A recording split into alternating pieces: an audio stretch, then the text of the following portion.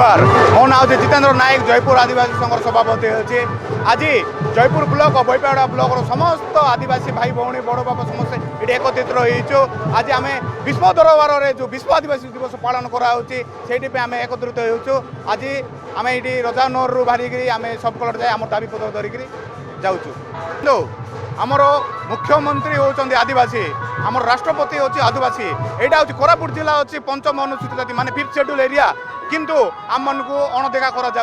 कौ पर्यंत आमको अणदेखा करते दिन अणदेखा कर आमर आदिवासी आमको आमर हक दि जाऊ जल जंगल जमीन आमर आमको हक दि जाऊ जेहेतु आमर ये पेशा एक्ट लागू आम पेशा एक्ट आम दाबी करूँ देखु आमर जी खणी अच्छी से आमर आदिवासी मान अधिकार किंतु बिना आमर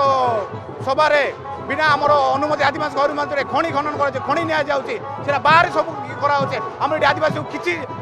करा जाऊ ना